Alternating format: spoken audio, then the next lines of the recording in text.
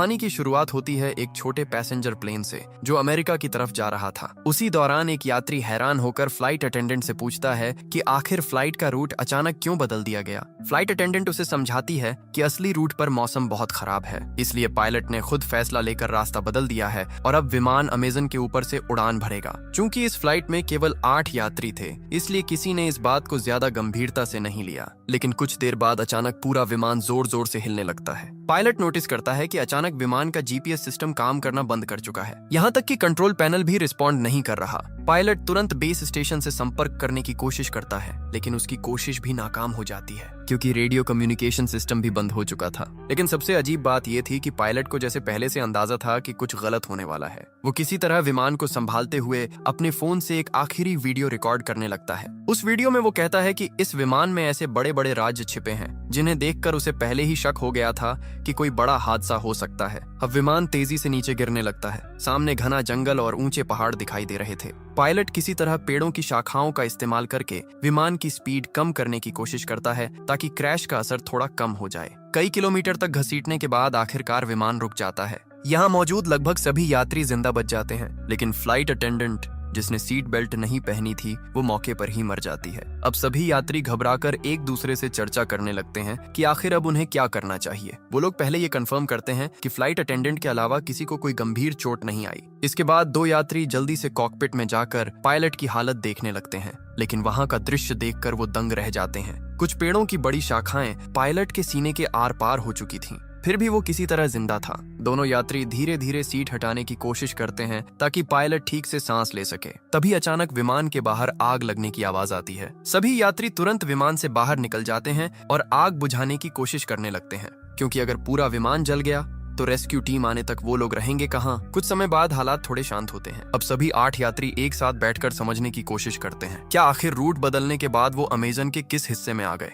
किसी के फोन में कोई सिग्नल नहीं था, मतलब इस घने जंगल में सैटेलाइट फोन के बिना बाहर की दुनिया से संपर्क करना लगभग नामुमकिन था। ये जंगल सैकड़ों मील तक फैला हुआ था, यहाँ से पैदल निकलना भी असंभव जैसा था। सबसे बड़ी समस्या ये थी कि बाहर किसी को ये तक नहीं पता कि उनका विमान यहाँ क्रैश हुआ है, मतलब कोई उन्हें ढूंढने भी नहीं आएगा। तभी यात्रियों में से एक आदमी जिसका नाम जैक था सबका परिचय जानने की बात करता है। वो कहता है कि अगर सब एक दूसरे को समझेंगे तभी मिलकर सही फैसला ले पाएंगे कि आगे क्या करना है। जैक अपना परिचय देते हुए बताता है कि वो एक इंश्योरेंस इन्वेस्टिगेटर है। उसका काम लोगों को इंश्योरेंस फ्रॉड करने से रोकना है। वो अपना एक केस खत्म करके अमेरिका वापस लौट रहा था। इसके बाद दूसरा यात्री अपना नाम केविन बताता है। वो पेशे से एक डॉक्टर था। केविन बताता है कि कई साल डॉक्टर रहने के बाद उसने मेडिकल इक्विपमेंट का बिजनेस शुरू किया है और उसी काम से वो वापस अमेरिका जा रहा था। डॉक्टर केविन पायलट की हालत देखकर समझ जाता है कि उसकी वोकल कॉर्ड डैमेज हो चुकी है, इसलिए वो बोल नहीं पा रहा। लेकिन वही इकलौता इंसान था जो शायद उन्हें यहाँ से बाहर निकाल सकता था, इसलिए उसे हर हाल में बचाना जरूरी था। इसके बाद तीसरी यात्री अपना नाम क्रिस्टी बताती है। वो कहती है कि उसे दुनिया घूमना पसंद है और वो अपने ट्रैवल वीडियो सोशल मीडिया पर पोस्ट करती है, लेकिन जब उससे उसके अतीत के बारे में पूछा जाता है तो वो कुछ भी बताने से मना कर देती है। चौथा यात्री था कार्लोस। वो एक रेसलर था और मूल रूप से मेक्सिको का रहने वाला था। वो एक फाइटिंग प्रतियोगिता में हिस्सा लेने अमेरिका जा रहा था। इसके बाद एक युवा कपल अपना परिचय देता है। उनका नाम था डैनी और एमी। वो बताते हैं कि उनकी हाल ही में शादी हुई है और वो हनीमून के लिए अमेरिका जा रहे थे। आखिर में बचते हैं एक मिडिल एज कपल, डेविड और लीसा। वो अमेरिका के एक छोटे शहर में होटल चलाते थे, लेकिन डेविड की हार्ट सर्जरी के लिए वो बाहर जा रहे थे। इस तरह सभी लोग एक दूसरे के बारे में थोड़ा बहुत जान लेते हैं। अब उनके साथ था घायल पायलट जो बोलने की हालत में नहीं था। तभी जैक सबको सुझाव देता है कि सबसे पहले विमान में बचा सारा खाना और पानी इकट्ठा करके राशन की तरह बांटना चाहिए, ताकि उन्हें पता चल सके कि वो कितने दिन तक जिंदा रह सकते हैं। वो लोग चेक करते हैं और पता चलता है कि खाना और पानी ज्यादा से ज्यादा 3 दिन तक चल सकता है। इसके बाद जैक कहता है कि अगर बारिश या तूफान आया तो उन्हें विमान के अंदर शरण लेनी पड़ सकती है, इसलिए फ्लाइट अटेंडेंट की बॉडी को बाहर कहीं दूर रखना होगा ताकि विमान के अंदर जगह बनी रहे। सभी लोग मिलकर ये छोटे छोटे काम खत्म करते हैं। अब उनके सामने सबसे बड़ा सवाल था यहाँ से बाहर कैसे निकला जाए। अब जैक और बाकी सभी घायल पायलट के पास जाकर उससे पूछते हैं कि क्या विमान में कोई सैटेलाइट फोन मौजूद है जिससे वो बाहर मदद के लिए संपर्क कर सकें। साथ ही वो ये भी जानना चाहते थे कि आखिर विमान अपने असली रूट से हटकर इस जंगल में कैसे आ गया और बिना किसी खराब मौसम के अचानक क्रैश कैसे हो गया। पायलट कुछ बोलने की कोशिश करता है। ऐसा लग रहा था जैसे वो कोई बड़ा राज जानता हो, लेकिन बोल ना पाने की वजह से वो कुछ भी बता नहीं पाता। तभी जैक कहता है कि चूंकि केविन एक डॉक्टर है इसलिए उसे पायलट का इलाज करना चाहिए, लेकिन केविन तुरंत मना कर देता है। वो कहता है कि पायलट को बचाने के लिए सर्जरी करनी पड़ेगी और इस जंगल में उसके पास ना तो सही मेडिकल उपकरण है और ना ही दवाइयां। अगर वो अभी सर्जरी करेगा तो शायद पायलट और जल्दी मर जाएगा। इसलिए सभी फैसला करते हैं कि फिलहाल पायलट के ठीक होने का इंतजार करना ही बेहतर होगा। उधर लीसा विमान से खाना निकालकर सभी में थोड़ा थोड़ा बांट देती है। खाना खाने के बाद सभी लोग उम्मीद करने लगते हैं कि शायद वो यहाँ से बाहर निकल पाएंगे। तभी क्रिस्टी पास के एक ऊंचे पहाड़ की तरफ देखते हुए कहती है कि शायद अगर वो लोग ऊपर चढ़ जाएं तो किसी फोन में सिग्नल आ सकता है, इसलिए उन्हें वहां जाकर कोशिश करनी चाहिए। लेकिन तब तक शाम हो चुकी थी, इसलिए सभी तय करते हैं कि अगली सुबह वो पहाड़ की तरफ जाएंगे। तभी पायलट की हालत अचानक और खराब होने लगती है, यहाँ तक कि केविन जो अब तक कुछ नहीं कर रहा था वो भी समझ जाता है कि अगर कुछ नहीं किया गया तो पायलट वैसे ही मर जाएगा। इसलिए वो रिस्क लेने का फैसला करता है। केविन कहता है कि वो इसी हालत में किसी तरह पायलट की सर्जरी करने की कोशिश करेगा। अब वो बचेगा या नहीं ये उसकी किस्मत पर निर्भर करेगा। केविन की बात मानकर बाकी लोग विमान से जरूरत का सामान ढूंढ कर लाते हैं। वो लोग एक सब्जी काटने वाला चाकू, शराब और बाकी छोटी मोटी चीजें इकट्ठा करते हैं जो सर्जरी में काम आ सकती थीं। अब डॉक्टर केविन बिना एनेस्थीसिया के सर्जरी शुरू करता है। दर्द की वजह से पायलट बुरी तरह तड़पने लगता है, लेकिन सौभाग्य से सर्जरी उम्मीद से बेहतर होती है। सर्जरी खत्म होने के बाद केविन बताता है कि अगर पायलट रात भर आराम करे तो शायद सुबह तक उसकी हालत बेहतर हो जाएगी। लेकिन किसी को अंदाजा नहीं था कि रात में उनके साथ क्या होने वाला है। रात के समय जब सभी लोग बाहर सो रहे थे तभी एक नकाबपोश इंसान चुपके से घायल पायलट के पास आता है। वो उसके मुंह को दबाकर उसकी सांस रोक देता है और कुछ ही सेकंड में पायलट की मौत हो जाती है। अगली सुबह जब सभी उठते हैं तो पायलट की लाश देखकर हैरान रह जाते हैं, क्योंकि पिछली रात सर्जरी के बाद उसकी हालत काफी बेहतर हो चुकी थी और वो तो उन्हें कोई जरूरी बात बताने वाला था। डॉक्टर केविन उसकी जांच करके कहता है कि उसके शरीर में कोई इन्फेक्शन नहीं हुआ था, मतलब उसकी मौत सामान्य तरीके से नहीं हुई। अब सभी लोग चर्चा करने लगते हैं कि रात में किसी को पायलट की निगरानी करनी चाहिए थी, लेकिन अब बहुत देर हो चुकी थी। आखिरकार वो लोग सोचते हैं कि शायद उसकी मौत चोटों की वजह से हुई होगी, इसलिए वो पायलट की बॉडी को भी फ्लाइट अटेंडेंट की बॉडी के पास एक पेड़ के नीचे रख आते हैं, ताकि अगर कभी कोई रेस्क्यू टीम यहाँ पहुंचे तो दोनों की बॉडी उनके परिवार तक पहुंचाई जा सके। लेकिन किसी का ध्यान नहीं जाता कि पायलट की जेब से उसका फोन नीचे गिर चुका था और डैनी चुपचाप वो फोन उठा लेता है। जब एमी उससे इसके बारे में पूछती है तो डैनी उसे किसी को कुछ न बताने के लिए कहता है, क्योंकि अब उसे किसी पर भरोसा नहीं रहा था। इसके बाद डैनी अकेले पायलट की बॉडी के पास जाता है और उसका एक उंगली काट लेता है ताकि फिंगरप्रिंट से फोन अनलॉक किया जा सके। उधर मिडिल एज कपल डेविड और लीसा आपस में बात कर रहे होते हैं। लीसा अपने पति से कहती है कि उसे नहीं लगता पायलट की मौत सामान्य थी। वो पहले एक अस्पताल में नर्स रह चुकी थी और उसने एक बार एक मरीज को दम घुटने से मरते देखा था। लीसा बताती है कि पायलट का चेहरा भी उसी मरीज की तरह काला पड़ गया था, मतलब किसी ने जानबूझकर उसकी सांस रोकी थी। लेकिन उसने ये बात बाकी लोगों को नहीं बताई, क्योंकि साफ था कि उन 8 लोगों में से ही कोई एक कातिल था। डेविड हैरान होकर पूछता है कि आखिर कोई यात्री पायलट को क्यों मारेगा, लेकिन लीसा कहती है कि अब उन्हें ये पता लगाना होगा और अब से उन्हें बहुत सावधान रहना होगा। उन्हें खुद के अलावा किसी पर भरोसा नहीं करना चाहिए। इसी दौरान लीसा को अचानक महसूस होता है कि कोई उनकी बातें सुन रहा है, इसलिए वो तुरंत बात करना बंद कर देती है। उधर ट्रैवलर क्रिस्टी एमी के पास आकर कहती है कि उसे पता है कि डैनी और एमी असल में हनीमून पर नहीं जा रहे। अब एमी सच बता देती है। वो कहती है कि वो एक अमीर बिजनेसमैन की बेटी है और डैनी उसके घर का ड्राइवर था, लेकिन दोनों एक दूसरे से प्यार करने लगे और जब उन्हें लगा कि उनका परिवार इस रिश्ते को कभी स्वीकार नहीं करेगा तब दोनों घर छोड़कर अमेरिका भाग रहे थे। क्रिस्टी समझ जाती है कि उन्होंने बाकी लोगों से झूठ बोला था ताकि कोई उन्हें शक की नजर से न देखे। उधर कार्लोस सबको एक अच्छी खबर देता है। उसे विमान के मलबे में एक जीपीएस डिवाइस मिली थी। वो कहता है कि अगर वो इस डिवाइस को पास के पहाड़ की चोटी तक ले जाकर एक्टिवेट कर दे तो शायद मदद मिल सकती है। उसका सिग्नल बहुत दूर तक जाएगा। साथ ही कार्लोस कहता है कि डिवाइस जितनी खराब हुई है वो उसे अगले दिन तक ठीक कर देगा। ये सुनकर सभी थोड़ी राहत की सांस लेते हैं, क्योंकि आखिरकार उन्हें बाहर निकलने की एक उम्मीद दिखाई देने लगी थी। कार्लोस बताता है कि उसके पिता पहले इलेक्ट्रिशियन थे और उसने उन्हीं से ये सब काम सीखा था, लेकिन वो खुद एक फाइटर बनना चाहता था, इसलिए उसने अपने पिता का काम छोड़ दिया। तभी जैक कहता है कि ठीक है, आज कार्लोस जीपीएस डिवाइस ठीक करेगा और कल सुबह सभी पहाड़ पर चढ़कर उसे एक्टिवेट करेंगे।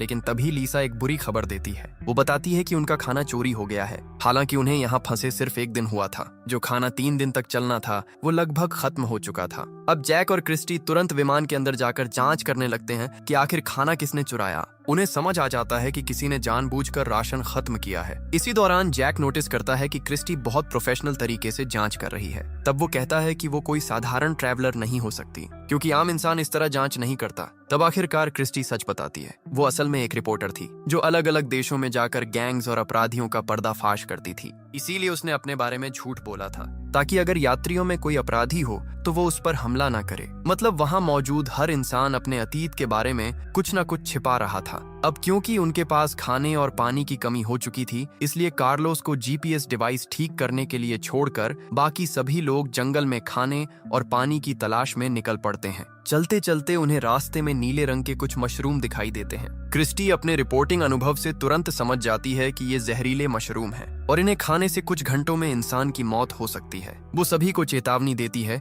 कि कोई भी गलती से इन्हें हाथ न लगाए। साथ ही वो ये भी बताती है कि ऐसे मशरूम आमतौर पर गीली जगहों पर उगते हैं, मतलब आसपास कहीं पानी का बड़ा स्रोत जरूर होगा। थोड़ा आगे बढ़ने पर उन्हें सच में एक तालाब मिल जाता है, लेकिन वहाँ का पानी साफ नहीं था, इसलिए उसे पीने लायक बनाने का तरीका ढूंढना जरूरी था। तभी अचानक पीछे से गोली चलने की आवाज आती है। सभी लोग डरकर पीछे दौड़ते हैं। वहाँ पहुंचकर वो देखते हैं कि डेविड ने अपनी बंदूक से एक बंदर का शिकार किया है, ताकि वो लोग उसे खाकर अपना पेट भर सकें। असल में डेविड और लीसा के पास एक बंदूक थी जिसके बारे में उन्होंने किसी को नहीं बताया था। लीसा कहती है कि वो लोग किसी को डराना नहीं चाहते थे, इसलिए उन्होंने ये बात छुपाई। अब डेविड के शिकार किए हुए बंदर को पकाकर सभी लोग रात का खाना खाते हैं। उधर क्रिस्टी और जैक मिलकर तालाब के पानी को साफ करने का तरीका भी निकाल लेते हैं। इस तरह कम से कम आज के लिए खाने और पानी की समस्या खत्म हो जाती है। लेकिन एमी बंदर का मांस नहीं खा पाती, इसलिए उसका हिस्सा खराब ना हो इसके लिए डेविड खुद उसका खाना भी खा लेता है। खाना खत्म होने के बाद जैक सभी से पूछता है कि क्या किसी और के पास भी डेविड और लीसा की तरह कोई खतरनाक चीज छुपी हुई है, क्योंकि अब हर किसी को सब कुछ जानने का हक था। तब कार्लोस अपना बैग खोलकर दिखाता है। उसके पास सिर्फ उसका फाइटिंग मास्क था जो उसकी फाइटर पहचान को रिप्रेजेंट करता था। साथ ही वो कहता है कि कल वो लोग जीपीएस डिवाइस के जरिए मदद के लिए सिग्नल भेज देंगे, इसलिए फिलहाल उन्हें एक दूसरे से डरने की जरूरत नहीं है। लेकिन उसी रात जब सभी लोग सो रहे थे, अचानक डेविड की तबीयत खराब होने लगती है और दूर अंधेरे में कोई इंसान छिपकर ये सब देख रहा था। अब वही रहस्यमयी इंसान अपना सैटेलाइट फोन निकालता है और किसी लड़की को कॉल करता है। वो कहता है कि उनका प्लान अब तक पूरी तरह सफल रहा है और वो इसे और तेजी से आगे बढ़ाएगा। मतलब उन यात्रियों में से किसी एक के पास सैटेलाइट फोन मौजूद था, लेकिन उसने जानबूझकर उसे सबसे छुपा रखा था और शायद वही शुरू से ये सब कर रहा था। लेकिन क्यों, ये अभी भी एक बड़ा रहस्य था। अगली सुबह सभी लोग लीसा के रोने की आवाज सुनकर जागते हैं, क्योंकि रात में डेविड की मौत हो चुकी थी। डॉक्टर केविन उसकी जांच करके बताता है कि उसके मुंह से झाग निकल रहा है, मतलब उसे फूड पॉइजनिंग हुई थी और शायद उसे वही जहरीले मशरूम खिलाए गए थे जो उन्होंने पिछले दिन जंगल में देखे थे। ये सुनते ही लीसा गुस्से में आ जाती है। वो सभी पर चिल्लाने लगती है कि उनमें से कोई एक इंसान सबको एक एक करके मार रहा है, लेकिन अब तक किसी को ये समझ नहीं आ रहा था कि आखिर कोई ऐसा क्यों करेगा। इन 8 लोगों में से तो कोई भी एक दूसरे को पहले से जानता तक नहीं था। तब लीसा सभी को बताती है कि पायलट की मौत भी सामान्य नहीं थी। उसे उसी समय समझ आ गया था कि किसी ने जानबूझकर उसका दम घोंटा था, लेकिन उसने उस वक्त कुछ नहीं कहा ताकि सभी लोग आपस में लड़ने न लगे। अब लीसा को याद आता है कि उसने ये सारी बातें डेविड को बताई थीं और उसी दौरान उसे महसूस हुआ था कि कोई उनकी बातें सुन रहा था। मतलब जिसने उनकी बातें सुनी उसी ने बाद में डेविड को निशाना बनाया, क्योंकि डेविड सच के करीब पहुंच चुका था। अब सभी को समझ आने लगता है कि जब उन्होंने जंगल में जहरीले मशरूम देखे थे, तब किसी ने चुपके से कुछ मशरूम उठा लिए थे और रात में उन्हें डेविड के खाने में मिला दिया। सबसे डरावनी बात ये थी कि डेविड ने एमी का खाना भी खाया था, मतलब शायद असली निशाना एमी थी। अब वहाँ मौजूद हर इंसान डर जाता है, क्योंकि अगर उनमें से कोई एक कातिल है तो हर किसी की जान खतरे में थी। ऊपर से विमान का अचानक क्रैश होना, फिर एक एक करके लोगों का मरना, ये सब साफ इशारा कर रहा था कि ये कोई हादसा नहीं बल्कि पहले से बनाई गई योजना थी। अब सभी लोग अलग अलग रहने लगते हैं, क्योंकि कोई भी किसी पर भरोसा नहीं कर पा रहा था। उधर डैनी एमी को पायलट का फोन दिखाता है जिसे उसने पहले छुपा लिया था। उस फोन में पायलट की आखिरी वीडियो रिकॉर्डिंग मौजूद थी। वीडियो में पायलट खुद कह रहा था कि विमान में कोई बहुत बड़ा राज छुपा हुआ है और विमान को जानबूझकर क्रैश करवाया गया है। डैनी और एमी वो वीडियो बाकी सभी को भी दिखा देते हैं। अब सभी पूरी तरह यकीन कर लेते हैं कि यहाँ सच में कोई बड़ा खेल चल रहा है और पिछले दोनों लोगों की मौत महज हादसा नहीं थी। इसी दौरान कार्लोस बताता है कि उसने आखिरकार जीपीएस डिवाइस ठीक कर ली है। अब उन्हें सिर्फ पहाड़ की चोटी तक पहुंचकर उसे एक्टिवेट करना था, लेकिन अब कोई किसी पर भरोसा नहीं कर रहा था, क्योंकि अगर असली कातिल उनके बीच मौजूद था तो वो कभी नहीं चाहेगा कि मदद पहुंचे। अगर जीपीएस चालू हो गया तो सभी लोग यहाँ से बच निकलेंगे। अब सभी चर्चा करने लगते हैं कि पहाड़ पर कौन जाएगा और कौन नीचे कैंप की सुरक्षा करेगा। आखिरकार जैक कहता है कि वो नीचे रहकर कैंप संभालेगा, जबकि कार्लोस, डॉक्टर केविन और क्रिस्टी पहाड़ पर जाकर जीपीएस डिवाइस इंस्टॉल करेंगे। तीनों लोग अब डिवाइस लेकर पहाड़ की तरफ बढ़ने लगते हैं। उनका प्लान साफ था,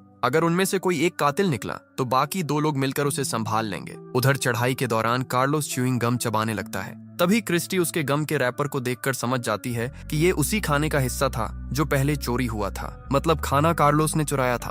अब क्रिस्टी के मन में शक पैदा होने लगता है कि शायद वही असली कातिल भी हो सकता है, लेकिन वो अभी किसी को कुछ नहीं बताती। वो चुपचाप कार्लोस पर नजर रखने लगती है। साथ ही सावधानी के लिए वो जीपीएस डिवाइस भी कार्लोस से लेकर खुद संभाल लेती है, क्योंकि उसे डर था कि कहीं कार्लोस डिवाइस को नुकसान न पहुंचा दे। अब तीनों धीरे धीरे पहाड़ की चोटी की तरफ बढ़ते रहते हैं। कई घंटों की मुश्किल चढ़ाई के बाद आखिरकार वो लोग ऊपर पहुंच जाते हैं, लेकिन तभी अचानक क्रिस्टी का पैर फिसल जाता है और वो पहाड़ के किनारे से नीचे लटक जाती है। सबसे खतरनाक बात ये थी कि जीपीएस डिवाइस भी किनारे के पास गिर चुकी थी। अगर वो डिवाइस नीचे गिर जाती तो यहाँ से बाहर निकलने की उनकी आखिरी उम्मीद खत्म हो जाती। इसलिए अपनी जान जोखिम में डालकर क्रिस्टी सबसे पहले डिवाइस पकड़ लेती है। उधर कार्लोस और केविन अपनी जान की परवाह किए बिना क्रिस्टी को ऊपर खींचने लगते हैं और आखिरकार वो दोनों मिलकर क्रिस्टी और डिवाइस दोनों को बचा लेते हैं। इस घटना के बाद तीनों के बीच थोड़ा भरोसा बनने लगता है, क्योंकि अगर उनमें से कोई कातिल होता तो वो आसानी से बाकी लोगों को मरने के लिए छोड़ सकता था, लेकिन उन्होंने एक दूसरे की जान बचाई।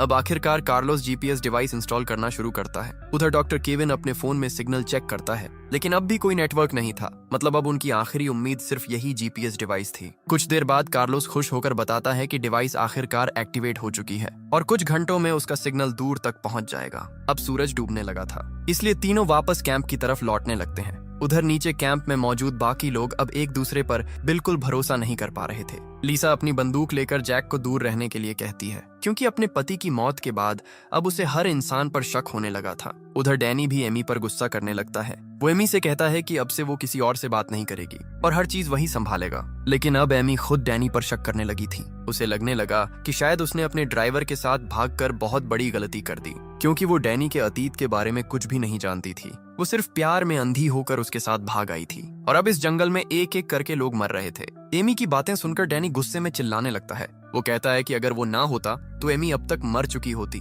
डैनी का ये रूप देखकर एमी डर जाती है, क्योंकि उसने पहले कभी उसे इतना गुस्से में नहीं देखा था। अब उसे अपने फैसले पर पछतावा होने लगता है। इसी बीच नीचे मौजूद चारों लोग एक दूसरे को शक की नजर से देखते रहते हैं। कुछ देर बाद पहाड़ से लौटकर कार्लोस, केविन और क्रिस्टी वापस कैंप पहुंचते हैं। वो बताते हैं कि जीपीएस डिवाइस सही तरीके से एक्टिवेट हो चुकी है और अगर किस्मत अच्छी रही तो अगले दिन तक कोई न कोई रेस्क्यू टीम वहां पहुंच जाएगी। अब बचे हुए 7 लोग अजीब खामोशी में रात का खाना खाते हैं। हर कोई बस यही सोच रहा था कि किसी तरह उन्हें सिर्फ अगली सुबह तक जिंदा रहना है। रात होते ही सभी सो जाते हैं, लेकिन कार्लोस अकेले अपनी फाइटिंग प्रैक्टिस शुरू कर देता है। वो अपनी प्रतियोगिता के लिए तैयारी पूरी करना चाहता था। कार्लोस अपने सपनों को लेकर इतना जुनूनी था कि इस भयानक हालत में भी उसका ध्यान सिर्फ प्रैक्टिस पर था। इसी वजह से उसने पहले खाना भी चुराया था ताकि उसकी डाइट खराब ना हो। लेकिन तभी अचानक कार्लोस देखता है कि सामने अंधेरे में कोई काले कपड़ों में खड़ा है और सबसे डरावनी बात यह थी कि उस इंसान ने कार्लोस का फाइटिंग मास्क पहन रखा था। कुछ समझ पाता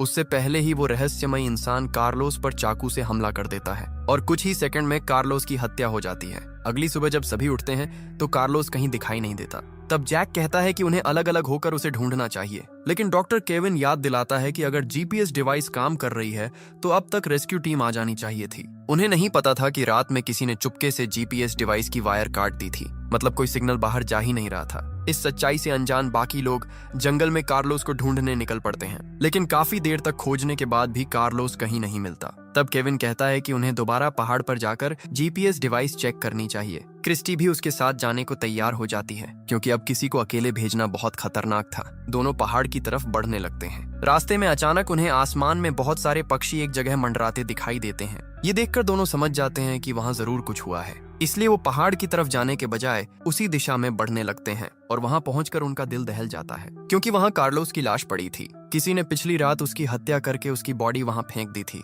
अब केविन और क्रिस्टी वापस कैंप लौटते हैं और बाकी लोगों को बताते हैं कि उन्होंने एक और साथी खो दिया है। अब सभी का शक सीधे डैनी और एमी पर जाने लगता है, क्योंकि पिछली रात कार्लोस उन्हीं दोनों के सबसे पास सोया था। हालांकि डैनी समझाने की कोशिश करता है कि वो ऐसा क्यों करेगा, लेकिन अब हर किसी के दिमाग में एक ही सवाल घूम रहा था, अगर उनमें से कोई एक कातिल है तो आखिर उसका मकसद क्या है। वो एक एक करके सबको क्यों मार रहा है। तभी लीसा बताती है कि पिछली रात उसकी बंदूक की सारी गोलियां चोरी हो गईं। उसके पास अब सिर्फ एक आखिरी गोली बची थी जो उसकी जेब में थी। ये सुनकर केविन कहता है कि जब उसने डैनी का इलाज किया था तब उसने उसकी पीठ पर एक टैटू देखा था, और ऐसा टैटू आमतौर पर गैंग के लोग बनवाते हैं। मतलब डैनी किसी गैंग से जुड़ा हो सकता है। ऊपर से एमी भी उसके अतीत के बारे में कुछ नहीं जानती थी, इसलिए शक और बढ़ जाता है। लेकिन डैनी कहता है कि वो टैटू उसने खुद नहीं बनवाया था, उसे झूठे केस में जेल भेजा गया था और वहाँ गैंग के लोगों ने जबरदस्ती उसके शरीर पर वो टैटू बना दिया। वो कहता है कि जेल से निकलने के बाद उसने अपनी जिंदगी बदलने की कोशिश की और तभी उसे एमी के घर ड्राइवर की नौकरी मिली। वहीं उसे एमी से प्यार हो गया।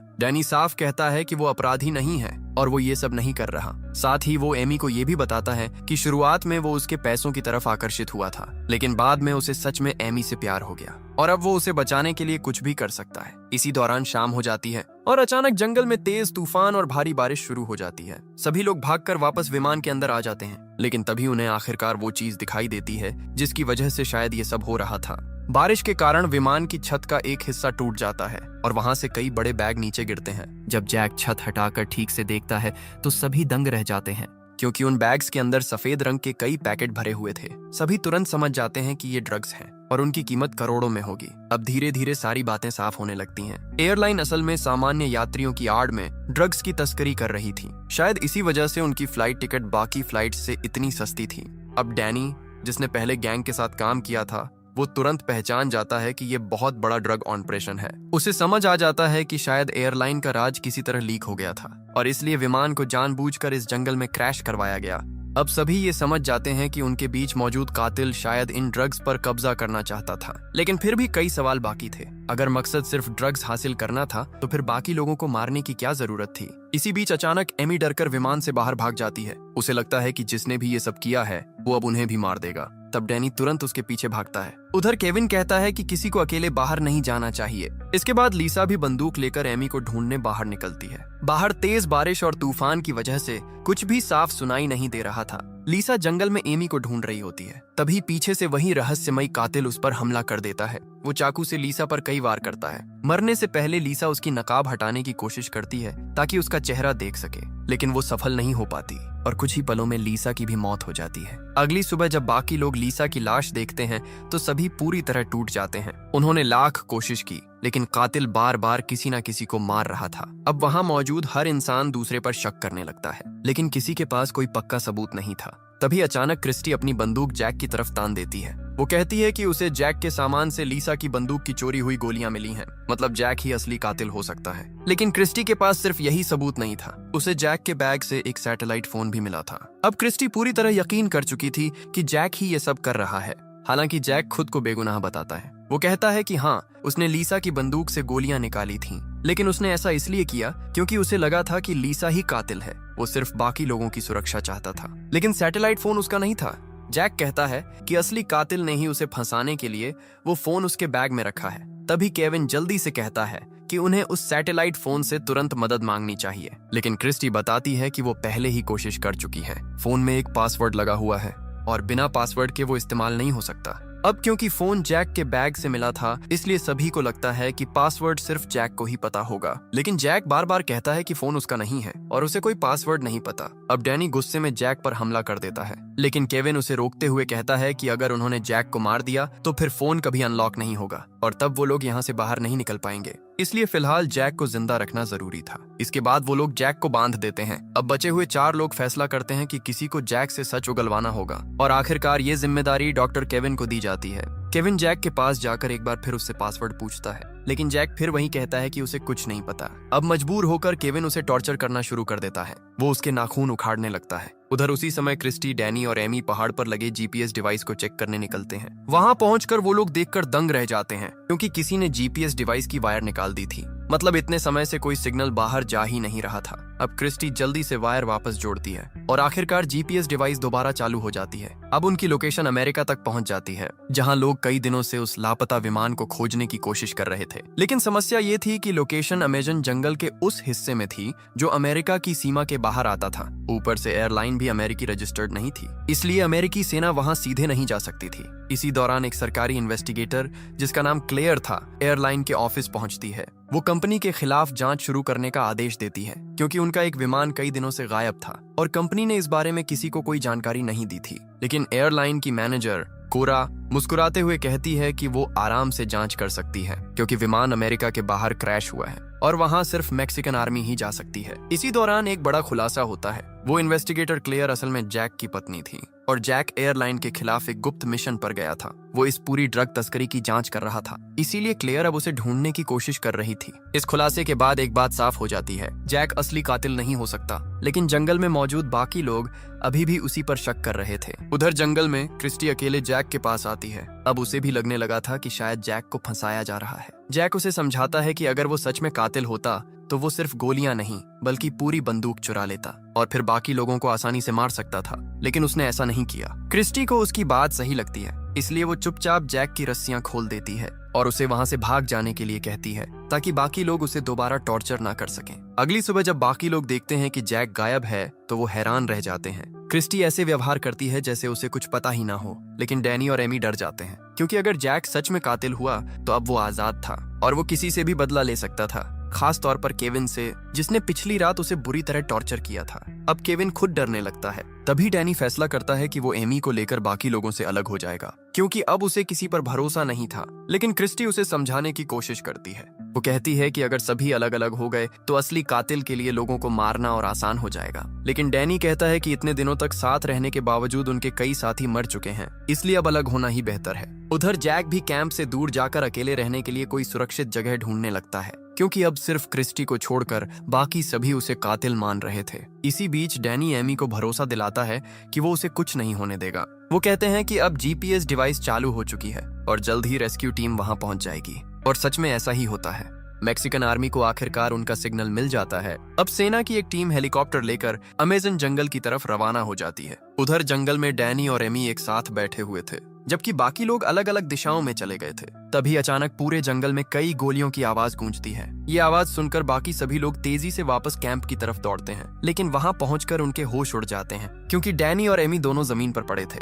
किसी ने पीछे से गोली मारकर दोनों की हत्या कर दी थी। अब जंगल में सिर्फ 3 लोग बचे थे, क्रिस्टी, डॉक्टर केविन और जैक। तीनों एक दूसरे को शक भरी नजरों से देखने लगते हैं क्योंकि अब साफ था कि असली कातिल इन्हीं 3 लोगों में से कोई एक है। क्रिस्टी को लगता है कि जैक ही किलर है क्योंकि पिछली रात उसी ने उसे आजाद किया था और अब डैनी और एमी मर चुके हैं। दूसरी तरफ केविन को लगता है कि जैक और क्रिस्टी मिलकर ये सब कर रहे हैं, वरना क्रिस्टी आखिर रात में बिना किसी को बताए जैक को क्यों छोड़ती। इसी बीच ऊपर से मैक्सिकन आर्मी का हेलीकॉप्टर भी वहां पहुंच जाता है, लेकिन घने जंगल की वजह से उन्हें नीचे कुछ भी दिखाई नहीं देता। तब वो लोग आसपास हेलीकॉप्टर घुमाने लगते हैं ताकि प्लेन का मलबा ढूंढ सकें और नीचे तीनों सर्वाइवर एक दूसरे पर बंदूक ताने खड़े होते हैं। अब जब क्रिस्टी जैक पर इल्जाम लगा रही होती है तब जैक डॉक्टर केविन पर शक करता है क्योंकि वो एक डॉक्टर है और इंसानों की हर कमजोरी के बारे में जानता है। लेकिन डॉक्टर केविन उसे याद दिलाता है कि कैसे उसने क्रिस्टी को पहाड़ से गिरने से बचाया था। अगर वही किलर होता तो वो जानबूझकर उसे मरने देता। अब तीनों के पास अपनी अपनी ऐसी बातें थीं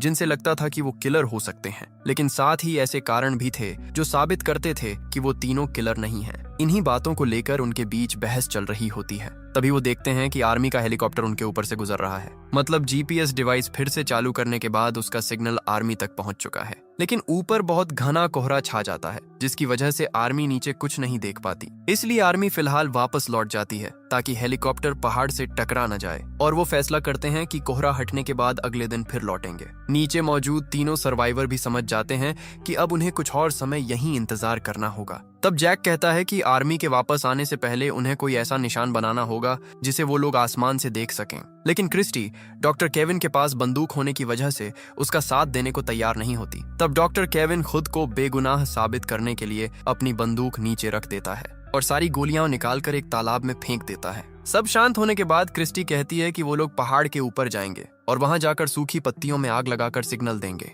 लेकिन डॉक्टर केविन जैक के साथ ऊपर नहीं जाना चाहता क्योंकि पिछली रात उसने जैक को टॉर्चर किया था। अगर जैक सच में किलर हुआ तो वो जरूर बदला लेगा। इसलिए केविन की बात मानकर क्रिस्टी और जैक दोनों साथ में ऊपर जाने का फैसला करते हैं। चूंकि क्रिस्टी ने ही जैक को आजाद किया था इसलिए वही उसके साथ जाएगी और जब आर्मी उन्हें ऊपर से देखेगी तो उन्हें बचाने नीचे आएगी। अब क्रिस्टी को यह प्लान सही लगता है और वो जैक के साथ ऊपर जाने लगती है। हालांकि टॉर्चर की वजह से जैक ठीक से चल नहीं पा रहा होता, इसलिए क्रिस्टी उसे थोड़ी देर आराम करने को कहती है और फिर दोनों बातें करने लगते हैं कि कैसे वो इस जंगल में फंसे हुए हैं। तब क्रिस्टी उसे बताती है कि उसे नहीं लगता जैक किलर है बल्कि डॉक्टर केविन ही असली किलर है। दोनों बातें कर ही रहे होते हैं कि तभी अचानक गोली चलने की आवाज आती है। वो समझ जाते हैं कि गोली उनके कैंप की तरफ से चली है, इसलिए दोनों तुरंत वापस कैंप की तरफ भागते हैं, ये देखने के लिए कि हुआ क्या है। लेकिन वहां पहुंचकर वो हैरान रह जाते हैं, क्योंकि डॉक्टर केविन वहां मरा हुआ पड़ा होता है। उसे पीछे से गोली मारी गई थी और उसकी लाश तालाब में गिरने की वजह से उसका कुछ चेहरा मछलियां खा चुकी थीं।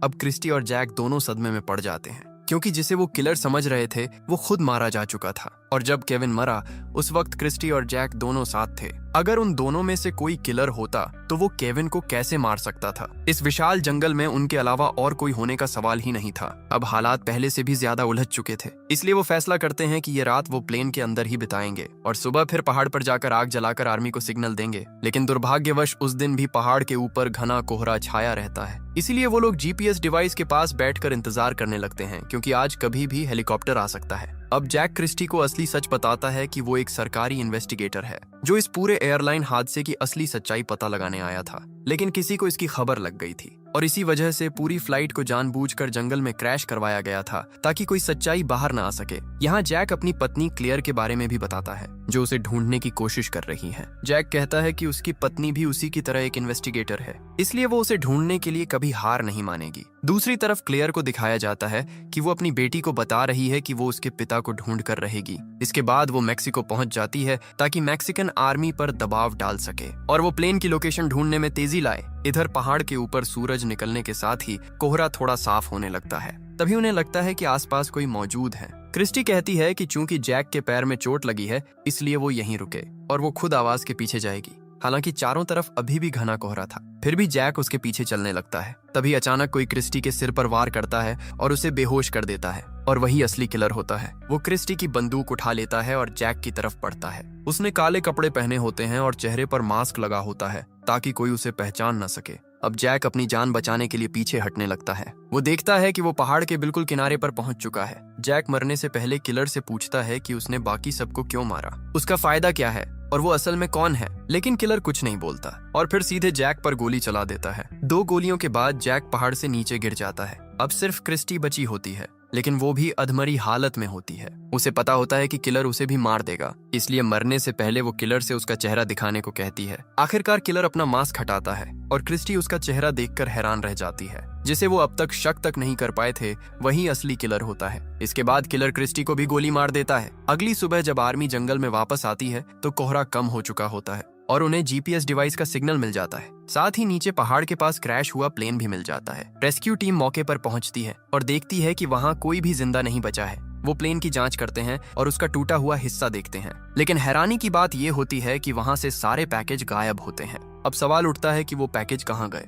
कुछ समय बाद सभी लाशें एक जगह लाइन से रखी हुई मिलती हैं। कुछ लोग तो 2 हफ्ते पहले ही मर चुके थे जब प्लेन क्रैश हुआ था। इसके बाद सभी डेड बॉडीज को अस्पताल ले जाया जाता है। इधर क्लेयर को बताया जाता है कि आर्मी ने प्लेन क्रैश साइट ढूंढ ली है, लेकिन वहां किसी के भी जिंदा बचने की कोई उम्मीद नहीं मिली और उसमें उसका पति जैक भी शामिल है। ये सुनकर क्लेयर टूट जाती है, लेकिन बॉडी रिसीव करने से पहले कुछ औपचारिकताएं पूरी करनी होती हैं। इसलिए एक महिला डॉक्टर को आर्मी बेस पर बुलाया जाता है जहां सभी 9 बॉडीज रखी जाती हैं। सभी बॉडीज एक कमरे में फॉरेंसिक जांच के लिए रखी जाती हैं ताकि उनकी मौत का असली कारण पता लगाया जा सके। इधर आयरलैंड की मैनेजर कोरा उन सभी पर नजर रख रही होती है क्योंकि उसका भी कोई गुप्त प्लान होता है। कुछ देर बाद एक डॉक्टर जिसे आर्मी ने फॉरेंसिक जांच के लिए बुलाया था उसे रास्ते में ही रोककर एक बहाना बनाया जाता है और इंटरव्यू के नाम पर उसे पकड़ लिया जाता है। जब उसे यकीन हो जाता है कि वो बिल्कुल अकेली है तो उसे मार दिया जाता है और उसकी जगह वो खुद बनकर आर्मी बेस में घुस जाता है। अब वहाँ सभी डेड बॉडीज एक रूम में रखी होती हैं। तभी एक बैग के अंदर से अचानक कोई चाकू से बैग काट कर बाहर निकलता है। मतलब उनमें से एक इंसान अभी भी जिंदा था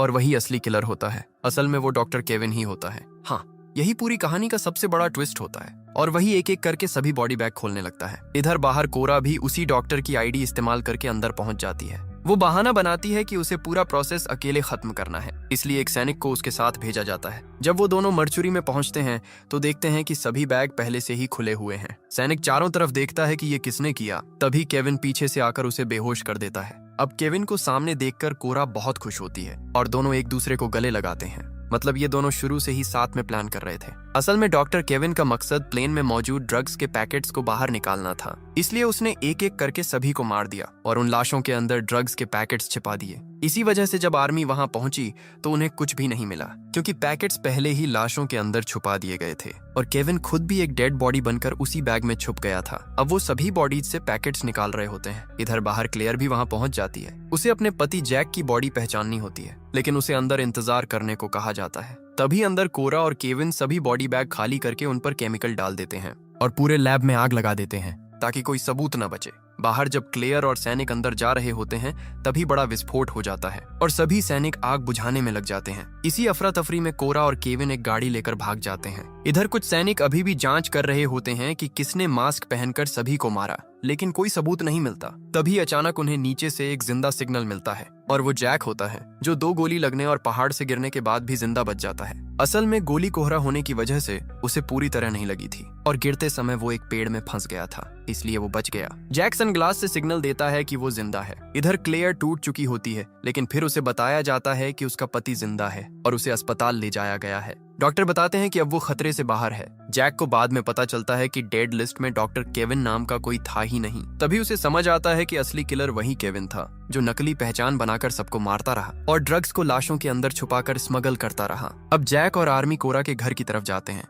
उधर केविन और कोरा खुश होते हैं कि उनका प्लान सफल हो गया, लेकिन केविन को नहीं पता होता कि जैक अभी भी जिंदा है और वो सब समझ चुका है। कोरा को केविन धीरे धीरे जहर देकर मार देता है, क्योंकि उसने जंगली मशरूम उसके खाने में मिला दिए होते हैं और कोरा मर जाती है। अब केविन ड्रग्स लेकर छोटे प्लेन से भागने की कोशिश करता है, लेकिन जैक उसे रोकने के लिए फायर करता है और एक गोली प्लेन के फ्यूल टैंक में लग जाती है, जिससे फ्यूल लीक होने लगता है और प्लेन नीचे गिरने लगता है। आखिरकार वही प्लेन उसी जगह क्रैश करता है जहां पहले हादसा हुआ था और डॉक्टर केविन वहीं मर जाता है। जहां उसने सबको मारा था वहीं उसकी भी मौत हो जाती है। इसी के साथ पूरी कहानी वहीं खत्म हो जाती है।